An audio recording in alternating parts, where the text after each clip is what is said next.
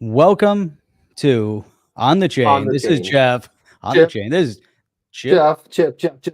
Chip. What is going on, everyone? You guys are here on the chain with Chip and Jeff tonight. Ripple using $1 billion. Billion Schwartz, dollars, Jeff. what's up with Schwartz not recommending projects with XRP and 63 emails, Hinman emails, lots of crazy stuff going on. Lots of cryptocurrency crazy stuff going on, and we got to cover it in a very short period of time. XRP, Ripple, and you know what, Chip? I was reading about a cool cross-chain NFT. Unfortunately, it's over on Ethereum. There's some really cool projects over there, Jeff. I'm just saying. I have my favorite over there as well. I mean, we'll talk about it tonight. But you guys ready? Let's go. Let's go. Welcome to On the Chain. It played really weird on my side. Did it play okay on your side? It played really weird. Yeah, it's a little slow for some reason. Yeah, something was weird about it. The Flare community, man, I was watching a video by Flare Community, SGB, and XDC. Flare Community, the best. One of the best, most solid channels out there. It's so funny because we know each other from before either one of us were streaming. That's how far we go back. We go back to and I'm sure he'll remember, but we go back to a Twitter DM group, and neither of us were streaming back then. Wow, Isn't that weird? We're that's both big. streamers. How about that? That's crazy. Both YouTubers, Jeff. At the time, was he Flare Community or something else? No, it was something else. He'll share if he wants to share it. He can share it. I'm not going to share it. It's up to him. But who is it? But who is it? Oh, you know it is Flare Community. So there you go. I think he remembers. Do you remember the 5th of September? There you go. Yeah, there you go. Tap. Don't you remember XRP Tap? You don't remember that? I do remember XRP Tap. Used to get little little dust of XRP. It would just like flow. It'd be like, remind us on how that worked at XRP Tap, because that was pretty cool. I almost had that logo. It was like a green logo. I'm remembering in my head. We're tripping down memory lane tonight, but that's all right. That's very, very cool. And Crypto G says, I read at Flare Community with an accent. Flare Community? Like what kind of accent? Like what type of accent do you have? Do you say? What would the accent be? Is it a French accent? We'll talk like this? Or is it more Russian? It's like an accent. I was like, what kind of accent do you use? What kind of accent? I'm going to read it with just I'm going to read it with a generic accent. No, that's with. I'm going to read it with my normal accent. That's what the Yeti accent, a badass Yeti accent. Let's the Yeti accent. Anyway, look at this, Jeff. This is like grabbing the headlines. XRP price prediction is Ripple CEO Brad Garlinghouse announces a plan to utilize how much, Jeff? I almost feel like you have to do the billion like this. $1 billion. But that was like 10 million. $1 billion. $1 million. Nelson Pollard's cash reserves for company expansion. And it's almost like, do you think Ripple gives 0 Fs at this moment, Jeff? They almost seem not to care that there's a lawsuit pending, that anything's happening. They don't care. Ask them if they care. They don't. 0 Fs given. Done. They don't care. They don't care, because when you start putting this news out, it's like, hey, you don't really care, you know? But I'm so glad to be called. So XRP, the cryptocurrency issued by U.S. FinTech, not exactly. We'll let them slide on that one. But at least they're not calling it a startup 11 years later, right? These are called. You can only be a startup for like the first 3, 5 years, 6 years. You can't only be called a startup, especially when your net worth is $15 billion.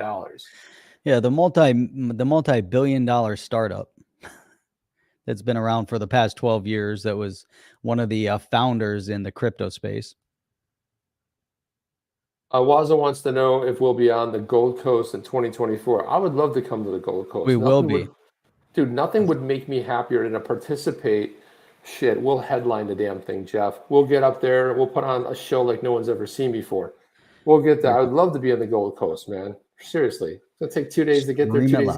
I've already blown through half my week. The question is, can Waza, I mean, could happen, man. Hey, now. That could happen. Waza's in the house. So, I mean, yeah, wouldn't you love that, Jeff, going to the Gold Coast? Come on, dude. How great would that be? I think the Gold Coast would be pretty sweet. Man, hey now. So it goes on to say, to the Gold Coast. Well, I haven't either. It's always the first time for everything. So the plan, Jeff, get this, is to spend up to $1 billion from the company's cash reserves. They're just shoving it in your eye. We got $1 billion cash reserves. We don't know what to do with it. It's burning a hole in our pocket.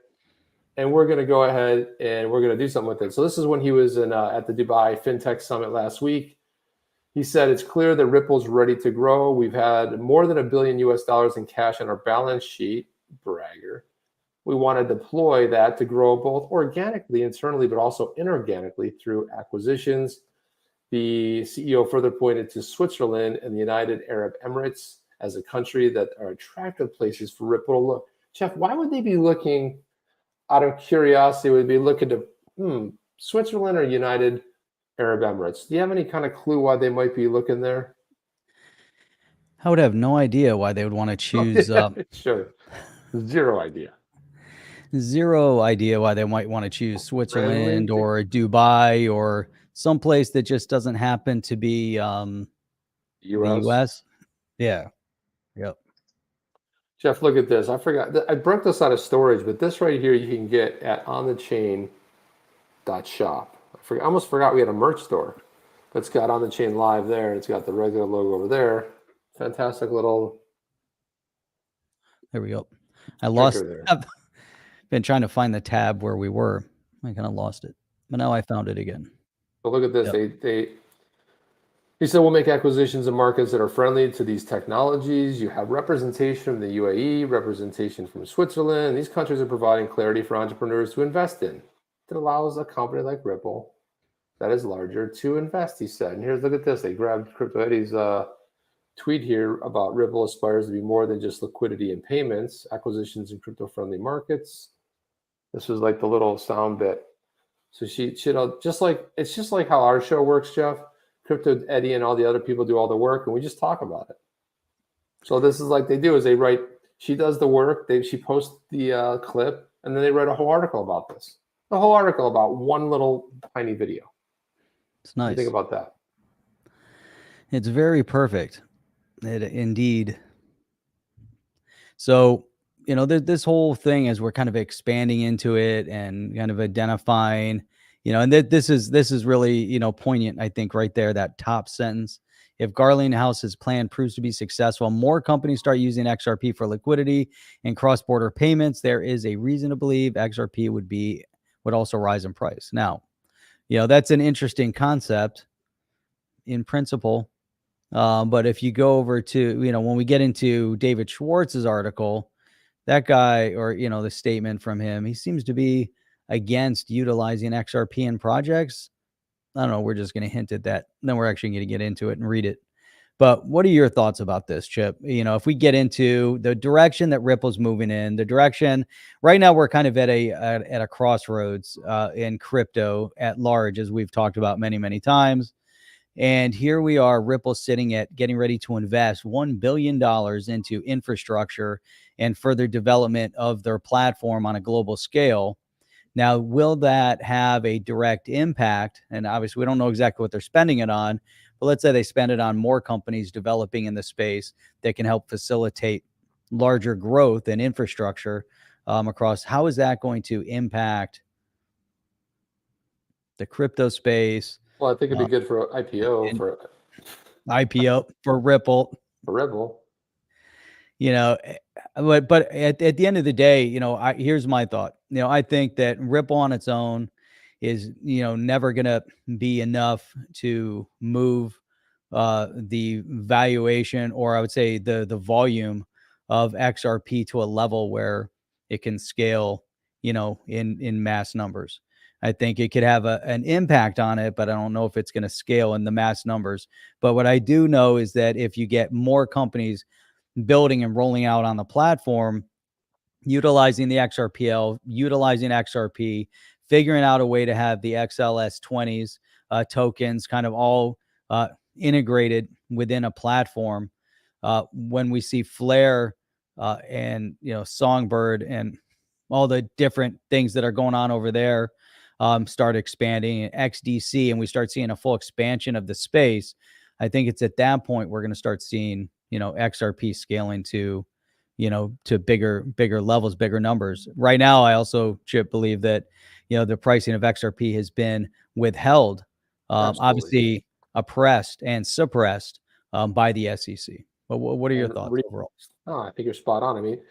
I mean, what's funny is when we had there was a bull run, the one real, I'm going to say like top 20 that didn't really see a new all-time high was XRP. I mean, whatever it was. I mean, some say, well, it didn't really hit 370 or 340. Bottom line, it was 250 plus. It was $3. Whatever it was, the all-time high, it never had that because it is suppressed. There's a lot of stuff going on, but it probably will have a nice run coming up, right? And I think when it blows past like $3, $4, $5, it becomes something where people will jump all into, just because it's so cheap, right? So I mean, Ethereum, you remember back when Ethereum was like $40 and $60, then 180, then 300, then 1,500, and one only went to like what, $4,300, $4,400.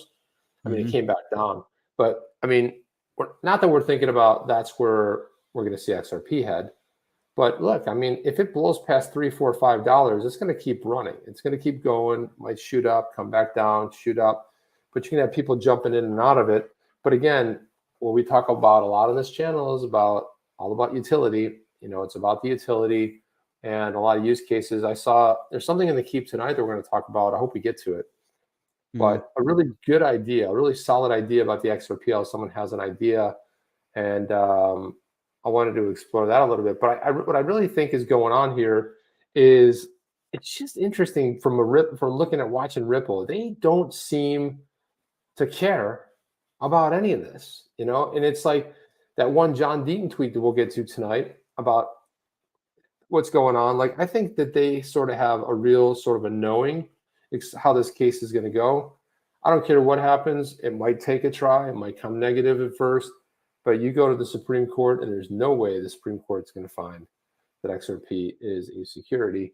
And I even think they're having an issue with the way they look at it. Look, the oranges weren't the security, and in this case, XRP is not the security. It's all about the scheme. And so where's the investment contract? And Gary's like, there's an investment contract, and the expectation of a profit. Well, dude, I buy baseball cards. You can buy all kinds of things and hope that they go up. Are baseball cards a security? Certainly not. Certainly not, Jeff. But anyway, this is what I want to see right here. I want to see this right up there. Now, what is that? What is there a date on that? 2018. So you can see it's over $3, but we never even came close to that. Now, where my friends got in when they told me I was crazy for being in crypto and it's a scam and everything.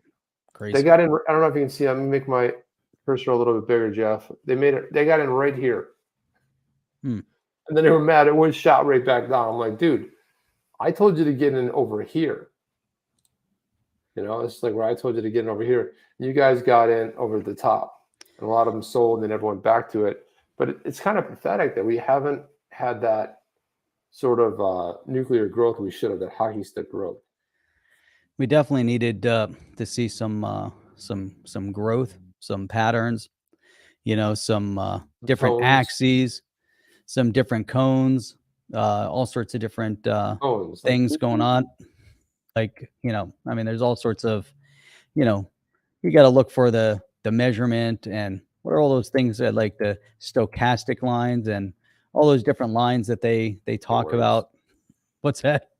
It's too many words to remember, Jeff. Golden crosses, and it's like golden crosses. I leave that to blockchain backer. He's an expert in that. He knows what's going on. I even watch his shows, and I'm like, I still don't know what he's talking about. I've been watching for years. Like he starts going into that stuff, and like Fibonacci, this and that. I'm like, exactly. I don't know what he's talking about. I mean, Man, I I'll listen tell to you, him. I don't understand how he does it. So I was working on. I've been working on some charts. And I'm trying to figure out the whole charting system. So I kind of came up with this one, Chip. Let's see what it looks like. I got my XY axis, right? Okay, Jeff. I've got my XRP here. It's right? so official looking right there. X is over time, Y is value. So as you go over time, value of XRP increases. And these are just some lines. Well, wait a minute. So the x-axis goes across it's weird because it looks like the X. So the X-axis. The X-axis is actually going across the bottom here. Correct. That's what I'm saying. Like it's in a weird spot. Like the it's Y-axis in a weird is up and spot. down. My Y-axis is up and down because that's over value. And So now as your cursor's like increase, lighting up the screen. Don't move your cursor. It lights up. Like that's right. I light up the screen. Now I like this going back to grade school. We used to learn cursive, and you would write between the ascenders and descenders. There, I see what you're doing there with the arrow. That's what I'm trying to do right there with the arrow. You kind of line it up properly. Yeah, and so I'm guessing that's XRP climbing up there. Nice. That's XRP kind of hitting a trend. You know, when you hit your trend, make sure you always invest at the bottom and you sell at the top. Yeah, when I look at something like that, I think that's super pro looking. And it must have taken a long time to put that together. It took a long time. But since it's up and down, it should be Z, probably. Right. That's but the Z-axis. Well, see how loaded is here like for the this. Y is up chart and down analysis. Yeah, it's doing some chart analysis, and I think we just trying lost to do that quick while 20 viewers just bounced as we were talking just about left. that. They're like, what the hell are you guys talking about? Jim D says Ripple could possibly leverage the USA government's hostility towards itself to give it greater credibility of being a politically neutral bridge token and a multipolar currency system controlled by no nation. Yeah, the easiest way to do that is back all currency by gold, and then it makes the most sense. And audit the Fed. Let's get rid of the Fed. We got to just remember wasn't that Ron Paul's mantra? Audit the Fed. Get rid of the Fed. You got to get rid of it, Jeff. It's big over auditing. Got to get rid of it, Chip. You got to get rid of it. It's just there's no good can come from it. Look, hey, just what? Sir John's here. Sir John made it. Sophie's here as well. I wanted to get in this, Jeff, because I just teased it and I thought I don't want to miss this one because I think it's a pretty interesting idea. Yeah. So with you've seen a lot of what this going on with ChatGPT, right? So ChatGPT just came out with plugins, and unfortunately, you can only have like 3 plugins in ChatGPT at a time. And so the problem is that there's so many plugins that there's no way to search for them. So it's like it's new, and then it's on page 70. You're like, what? How do I find that plugin again? You can't find it. So I love the concept of plugins. If you're into, obviously I'm using Brave browser, Chrome. There's so many amazing plugins that I rely on a pretty regular. The one that was turned on to me recently by a colleague of mine is the one called Tabox, T-A-B-O-X, like Tabbox, T-A-B-O-X, Tabbox. And you can just like set up, that way you can have a tab group of 6 tabs and open it and then close it. And then open it and close it. And you can have all these tab groups. So you can search your tab group, pull up that tab group. Other than what I do, which is have 4,000 of them open, and my computer doesn't run so well. But that's, man, you know what? I actually love that. That's a great plugin. I use it on my computer over at the office. I don't have it here for some reason. Thought I had it here, and I do not. But it really works well. It's I sweet, love it. right? You can, and then if you need to add one to it, you can add it. But then if you realize you clicked the wrong one, you're going to undo it, which I've done plenty of times. So I wanted to get in this idea here. So the idea of plugins, the idea of extending a browser and what a browser can do. There's a bunch of them that I like to use. It's so weird because like my work computer has very different ones, almost all different ones than what, I got like Font Ninja, and I've got some other really cool ones. I use Toby for my, I don't know if you know Toby, but I use Toby for arranging all my bookmarks, a really good sort of way to do that. But what about plugins for the XRPL? Well, check this out. So this is, I'm just going to butcher his name, but Miyuka Vadari. And he says that he just posted a pre-proposal discussion on XRPL plugins, a project to make it easier for devs to write new features for Ripple in their language of choice. So looking to get some early community feedback on this. Start with English. What's that? So let's start with English. There's good feedback. That's first language feedback of choice. I'm going to write it in English. There you go. But where's that drum roll when I need it? So the problem, and this is it. So very few people have the knowledge on how to build new features for Ripple and like say new transaction types. And so this limits the ecosystem growth, makes the feature development less decentralized. So the guiding question of the proposal, how do we make it easier for developers to modify Ripple to build side chains? And so there's 2 main ideas to the project. First of all, make it easier to build C++ transaction types so developers don't have to intimately know Ripple in order to add features. And also make type development languages agnostic so developers don't need to intimately know C++ in order to modify Ripple for new features. This is clever, Jeff. So actually, it's brilliant. You know, I mean, if you really think about, you know, how a Microsoft, for as an example, was more successful in the years leading up to current day than Apple was, where Apple almost died, right? And Microsoft kept going. What was the one thing that they did really well, which is they kind of opened up the platform and they kind of let people develop on their platform, and they didn't try to become hardware centric. So I think Ripple's kind of taken a little bit of a bite out of that idea. I'm not saying it worked long term, mind you. Well, Not saying something Apple was talking about in the early years, you know, when Apple almost went away. There was a period of time where, you know, they almost crushed Apple. And Apple then had a resurgence. But to your point, though, Apple tried to, like, they hired Gil Amelio, and he was an absolute. He almost destroyed Apple single-handedly. This is what happens: you get the wrong CEO. Yep. And so they hired him, and he said, "We're going to open source Macs." And I actually had one of them, and it was absolutely crashed and had all kinds of problems because they were trying to say, like, "Well, we'll just make hardware." Steve Jobs came back in, got rid of all that garbage, you know, came out with the iMacs, and then the rest is history. But playing the long game with Apple was having mass control over what they do and the, you know, now the chipsets that they actually manufacture and the technology to develop. It didn't happen overnight, but early traction goes back to a lot of things in history. The beta versus VHS. Sure, beta was better, but VHS had the market share. And you have to just know where better doesn't always win. First wins, right? Name brand recognition, AKA Bitcoin. In this case, with Ripple. How about Laserdisc? Laserdisc were another one, Jeff. Laserdisc were another one. Laserdiscs were big. Think about how long ago a Laserdisc came out. I don't even remember. I certainly barely remember the Laserdiscs. I remember they were big ass things. They were like massive. They were like records, and I think you had to have multiple Laserdiscs for one movie because you couldn't fit an entire movie on one Laserdisc. So it was almost like, you know, the quality was supposed to be better, but it's supposed to be better. But it was almost the Laserdisc. I think might have even predated the VHS, didn't it? Is that possible? Yeah. I don't know. Was there an overlap at some point, or no? Take that back. So the Laserdisc would have had to have been post VHS, but it was obviously pre DVD CD-ish era. But CDs weren't even really getting huge yet. If I had like over 1,000 CDs and I finally just dumped them, because I'm like, they're all on Spotify. Like they're all in my pocket now. What about cassettes? I still have cassettes. I'm not gonna lie. You have cassettes? I do have cassettes. I have an attachment to them.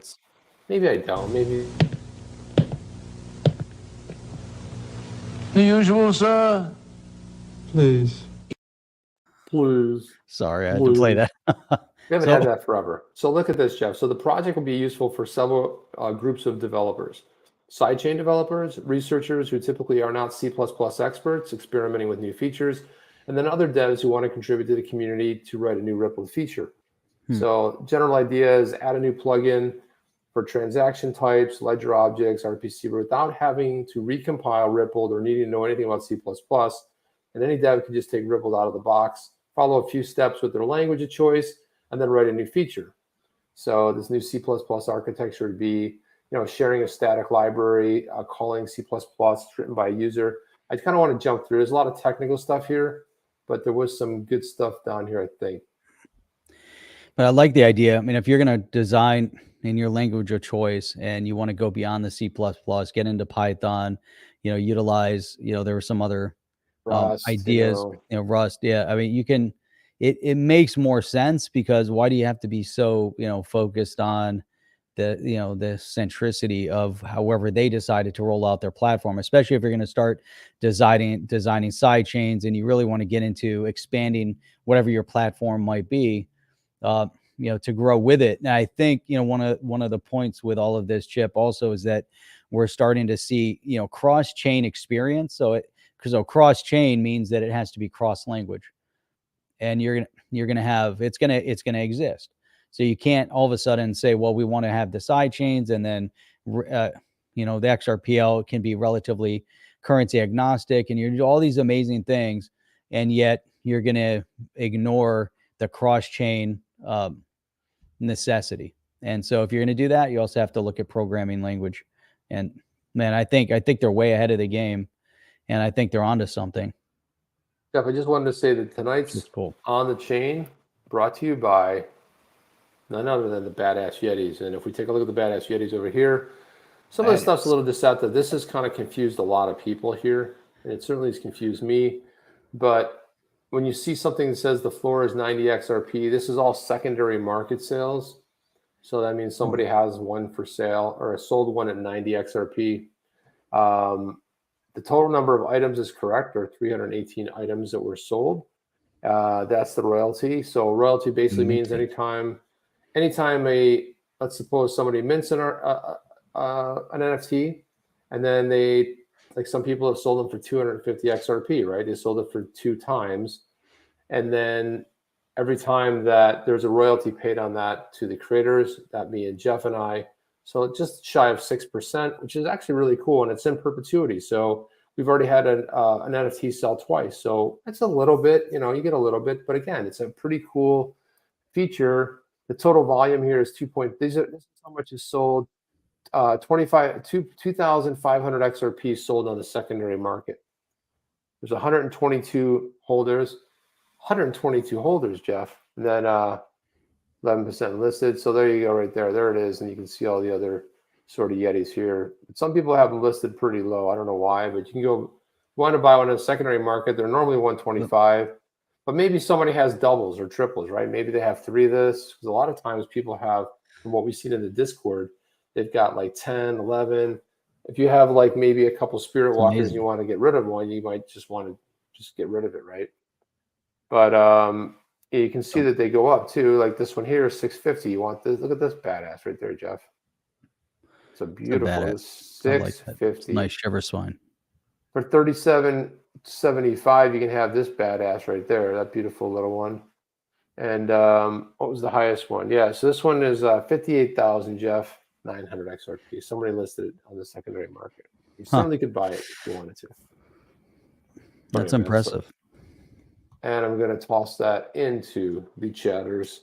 Guys, if you haven't got your NFT, grab an NFT and join the tribe. Go join us over on Discord, man. It's a lot of fun. Jeff and I are working on a real world product. We said we were going to turn Badass Yetis into a brand. And that is moving full steam ahead. And we are super excited about it. When the time is right, we'll announce it. But it's been chosen. It kind of fits in with the same way the Badass Yetis had its like own origin story and sort of arc with beginning on this podcast. The real world product does as well, and we'll jump into that when the time is appropriate. And we're looking forward to that. So Jim D is saying, does the Yeti rarity change as more are minted? And I'm looking over here. I'm on the wrong thing, but the answer is yes. Right, it does. It can change. And actually, if you start breaking down into the rarities, one of the things that I found actually doing a search on the XRP Cafe, what's pretty impressive actually, when you start drilling down into the, let me see if we can pull this up. It is right here. If you look here. Oh. So showing something. I was gonna bring them a little bit deeper into the thing here though, because if you actually break down into our, there we go. So if you go into how the rarities were actually formulated, and you go into all of the different attributes within, and this is where it becomes so interesting with the NFT and what you can accomplish with an NFT beyond just, you know, art. You know, there's so much deeper that these projects can end up going. So if you go over to the Badass Yeti and you go to the filter, so if you go down here, see where here it says price low, and you click this little thing here, the filter. So when you go to the filter, so you can see Blue Haze background is 18.24%. Scroll through the names, Jeff. Mountainscape is 48%. Rocky is 33%. Then we get into like the clan names, you know, so you have the Frostbeards, the Mentalist, the Pathfinder, Shiver Spine. Spirit Walkers, Templars. Here's what starts getting interesting. So as we go down, eyes, right? The majority of them have 2 eyes. So it's very, small number have 1 or no eyes at all. Also coloring of eyes. Most are blue or black. That's super rare. Shape of the eye. So obviously no eyes is rarest. Having a helmet is rare. And now we get into the names. And look at this. So it broke down. So every single badass Yeti has its own individualized name. So as we get down into it, here's all the different names. And what's nice is that we have the pronunciations. So you actually get in, and these are all parts of the attributes when you get into an NFT, and this is important because this is all on the XRPL. And you start looking at full true utility within an XRPL environment, I should say. Tribe name right now, Blue Tribe. Then you break down weaponry. So I thought it was interesting that the majority of these guys don't have weapons. Only 7% have clubs, and the majority of weapons were swords. So yeah, and the reason, Jim D, just to kind of answer your question, is because technically, until they're minted, they don't exist, right? So that's the whole idea. Is like that's why there's only whatever it is 318 until they're actually minted, and it's kind of like a blind box. So when you click the mint button, you're going to get one of the random ones that pop up. And again, if there's a specific one you want, because you can buy them in the secondary market, the ones you see that are listed that we took a look at, you can buy those. So that goes the same for any marketplace. But that's kind of cool too. If you say like, oh, I really want a Shiver Spine, or I really like a Templar, or maybe a Mentalist, then you can just buy one, right? You can buy it for whatever one. Otherwise, you can take your chance. Because I know some people got like 2 or 3 of the same clan, but they're all different though. That there are no 2 that are alike. So don't think that these are. That you can look at them. We can show you the subtleties. We can show you the eyes. You can show you there's very different things about them. Even the backgrounds differ. So also very interesting, Jeff. Very interesting. And I just going into the whole production of this. But anyhow, let's get back into some other stuff. Not everybody wants to hear about NFTs and badass. Everyone's always like, be mad in the comments and be like, shut up about the NFT. Just do the news. Shut up. Sorry. We'll talk about it later. David Schwartz put this tweet out. He said, I have a suggestion for Ledger that might end the debacle. Number 1, apologize for the poorly thought out announcement. How do you think that's going to land, Jeff? Ask Bloodlight how that's working out. I'm sorry, we just made a mistake. Yeah, okay, sure. Well, okay. So then number 2, don't sign or release the firmware as planned. 3, instead create 2 firmware streams, one with recovery and one without. Then we talk about that right here. I said it didn't make sense to launch a new product if you want to have that offering, but don't brick everybody else's original. And then 3 or 4, I should say, permit changing streams, but wipe out any key material in a stream change. 5, publicly and clearly commit to never introduce a feature to existing products in their default firmware streams that permits key material to leave the device at any time other than what's generated. And unfortunately, this is like one of those things where when the genie's out of the box, Jeff, it doesn't make much difference, because you can, now that we know we're a firmware update away from something leaving the device, I actually think that all of this was done by the government. Like, hey, figure out a way, but you're going to have to release a firmware update that if we get a subpoena. And one of the guys over at Ledger did a video where he said, well, what does it really take to get a subpoena? It's got to be a federal offense. There's subpoenas at the local court level. There's tons of, you can get a subpoena at the state level. You can get a subpoena going through a divorce. All right, great. Let's subpoena all the records. Let's see it. So see it. It's like, well, that's not going to happen. Like, well, the fact that it can happen is the problem. You already blew it. Publicly and clearly commit to always requiring keys be wiped when switching streams. Yeah, okay. We trust you, bro.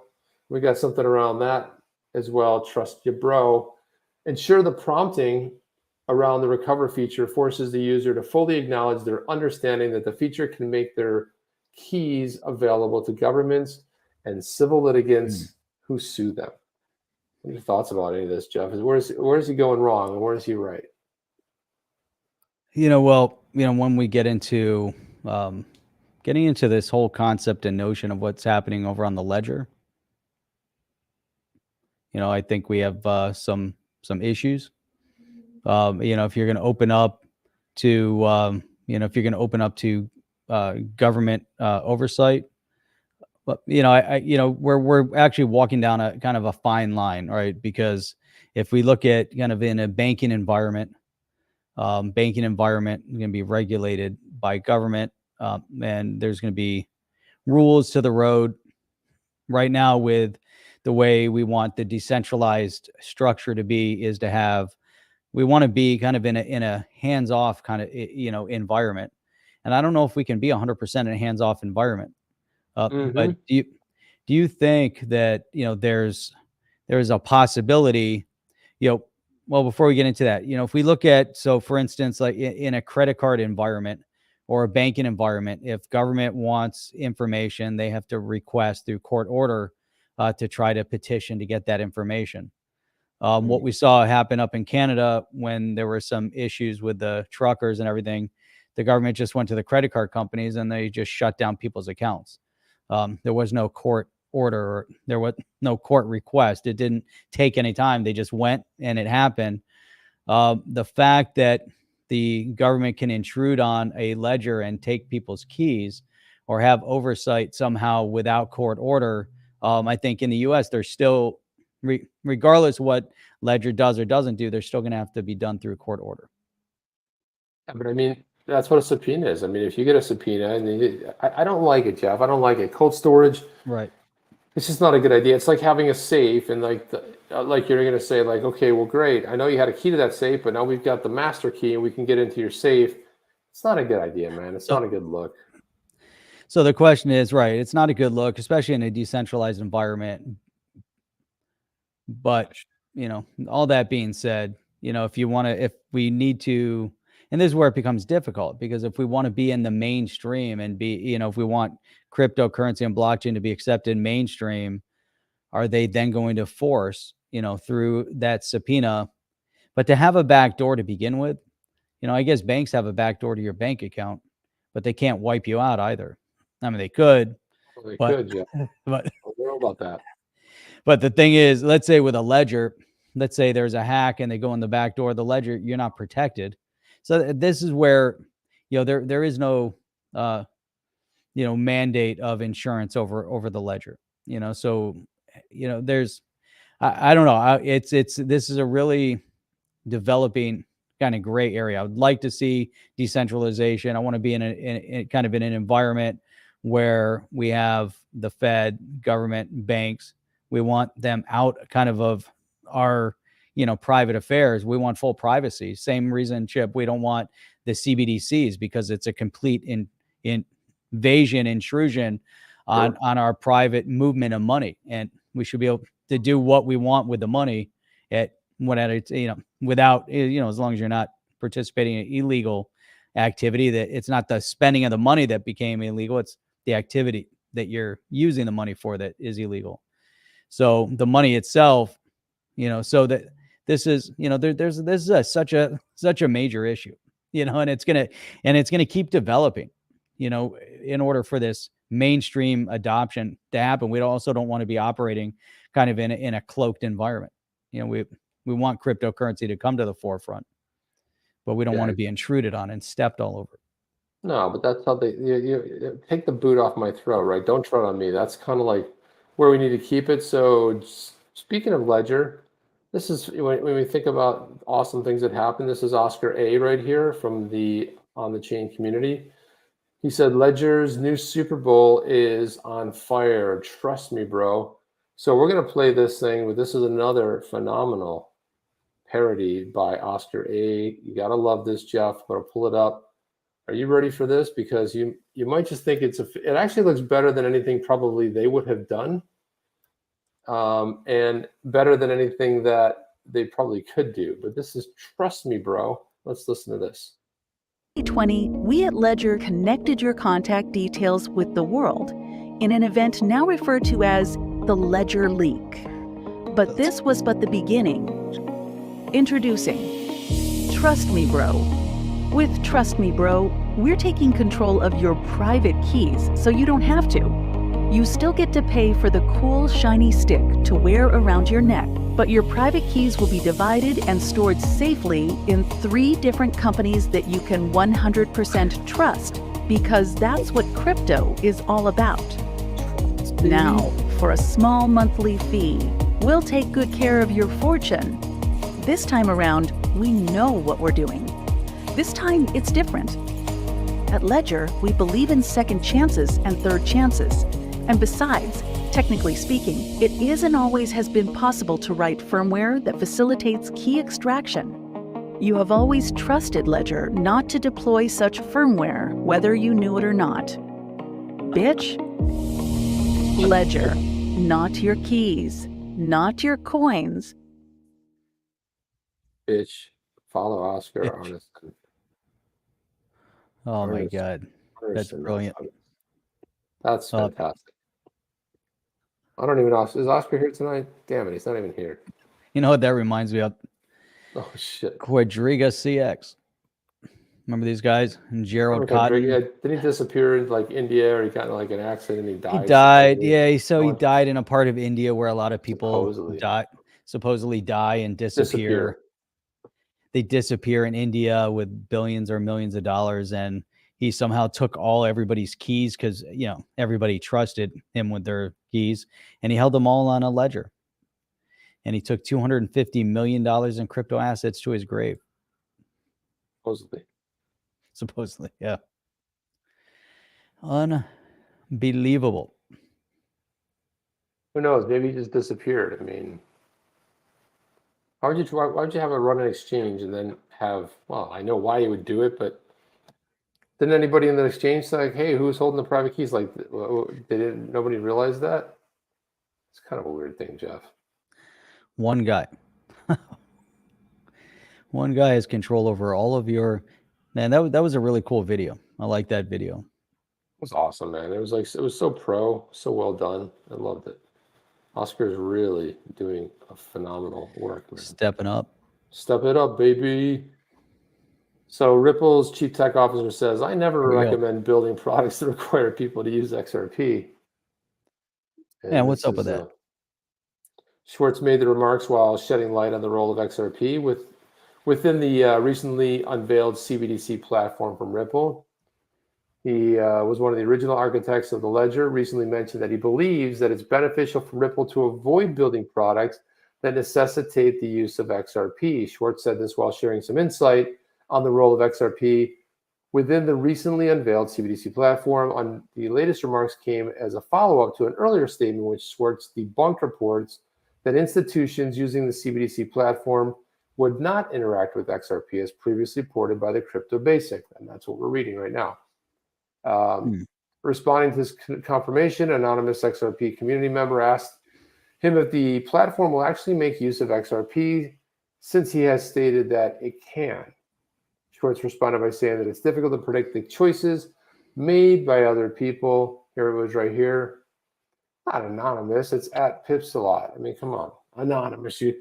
Some anonymous person. There's a name right there. XLM, the Beast of Wall Street, or Pipsalot, right? At Pipsalot.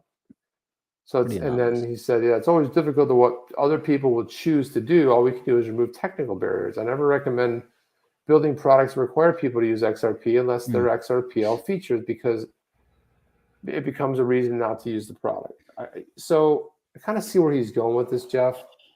You know, it's like if you were in a company called Ripple and you like people want to build on it, yeah, why would you mandate? Because unless it's accessing the XRPL, why would you? Right? Yeah, that's a good point. Well, you know, yeah, I mean, so the confusing part, the confusing part about what he's saying, though, I mean, if you're going to build a product and it's going to use the XRP, then you're going to be building it on the XRPL. You're not going to build your platform, you know, on, you know, who knows, you know, on AVAX or Ajax or whatever that platform is over there.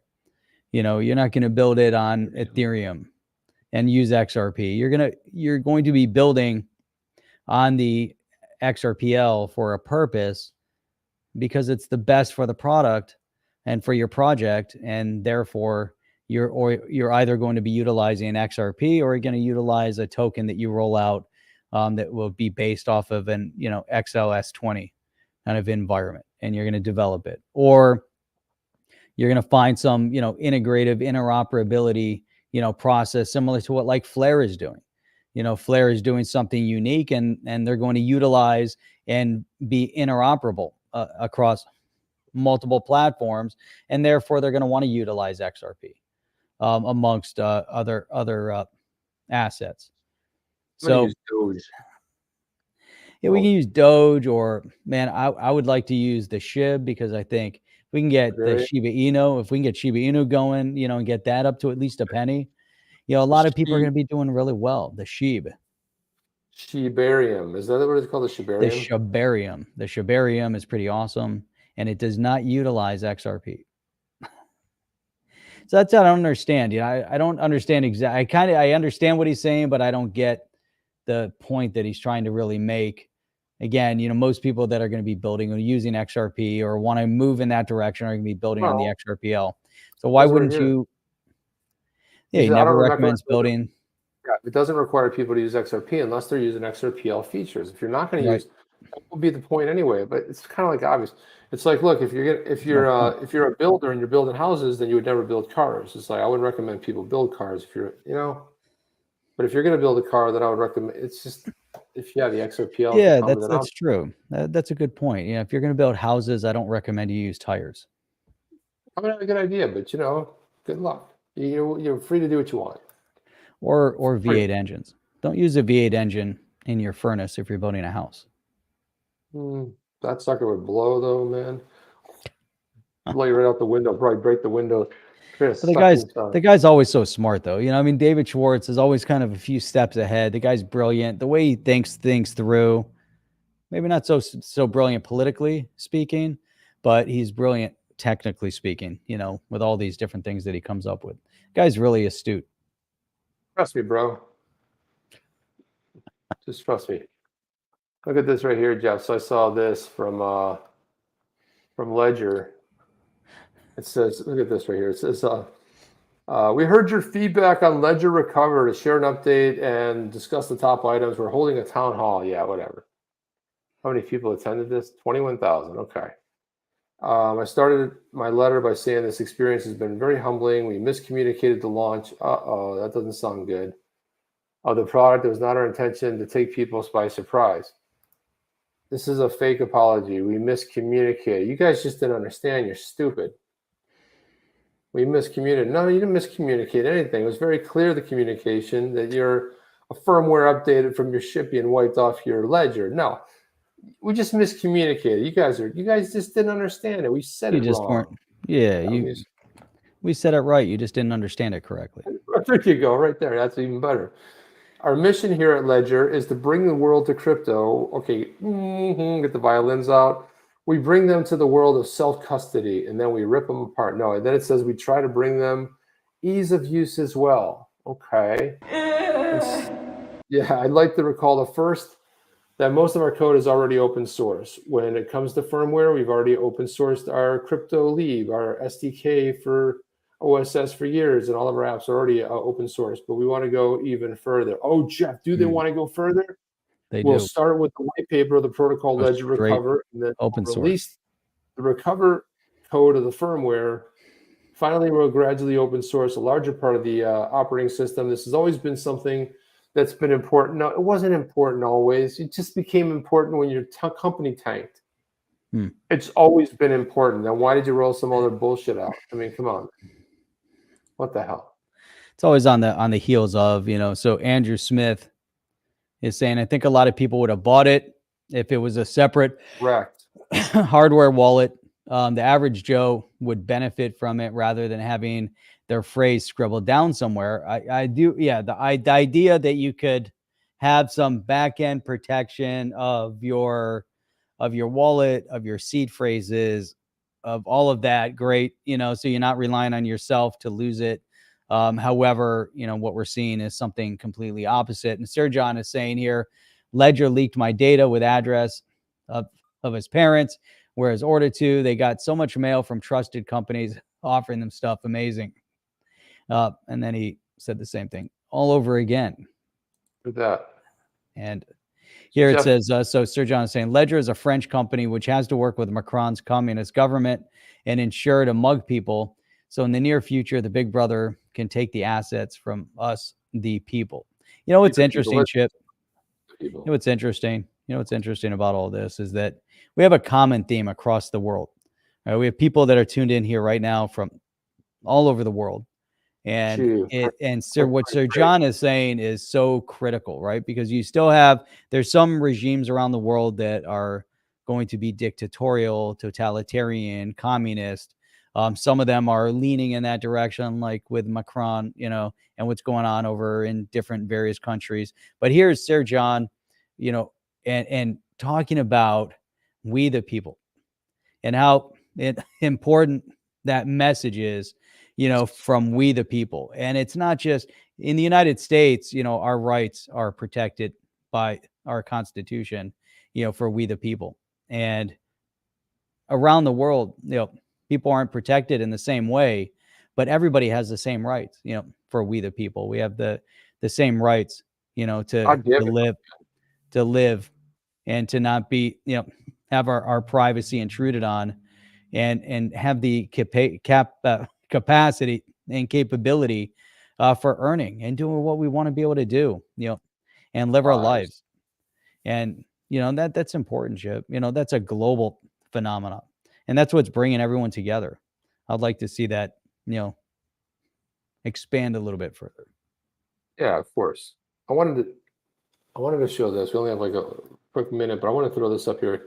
Something called Egrag Crypto, but he said the XRP Gaussian channel on ABC. So he's basically saying $3.30 or 250. Pretty big range there, Jeff. So before reading the post, I need you to reread the post dated back. We're not going to do that. But observation, if XRP keeps ranging near the middle of the Gaussian channel, then it's more prone to behave similar to cycle B, and then the imitation of the price would be somewhere like $3.30. But if XRP drops drastically, goes to the low end of the Gaussian channel, even lower, then it's more prone to behave similar to the cycle A, then the imitation price action shown in the yellow pattern, and it will take XRP to $250. XRP army stay steady since through every dark night. There's a bright day after that. Our time will come. We'll be part of it. I don't know what these Gaussian channels are. They look pretty cool, Jeff. I don't even know what this means when he's talking about the Gaussian channel and AAB and all this stuff, but it looks pretty... it's one of the coolest looking charts that there is, though. Look at that. The Gaussian's like a blur, right? It's like I'm like, the Gaussian, I don't know what this means, but damn, that's cool as hell. I mean, this is the Gaussian part, but you can see the chart behind it. So he's showing you where it's going to come. And, you know, I'm like, I like to see it. I don't understand it, but I like the positioning of the white arrow kind of pointing out, you know, where the key points are going to be. And then all the, you know, the green candles, the green candlesticks there makes it look really appealing. You know, so now there's a kind of a sense of expectation, you know, that something big is coming. You say. You say, actually, look, Ed finally showed. Ed, you showed up. We're about ready to get out of here, man. You're late. You're late, man. What do you do? Fernando's saying that the Gaussian goes way crazy. It does go crazy, but it's fun to look at. They look damn good, too. Egrag, I should say. Legendary says, charts don't mean a damn thing. I don't know. I used to think I watch Blockchain Backer because I've seen him call stuff and it's moved exactly the way he saw it. So he's just got, there's something there, man. It's very impressive.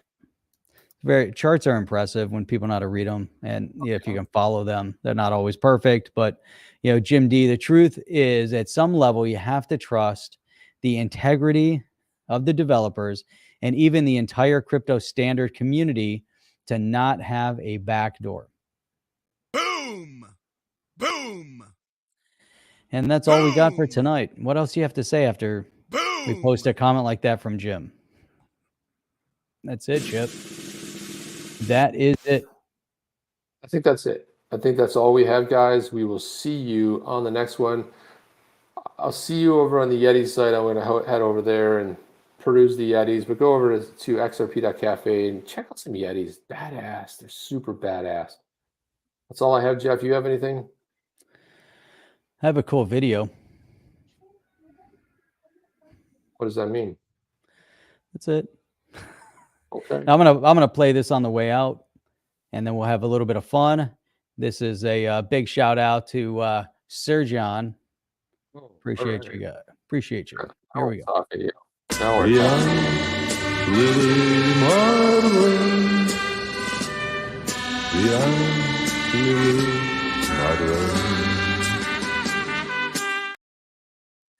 That's all we got, Chip. We'll check you guys out Saturday morning, 8 a.m. Eastern Standard Time, right here.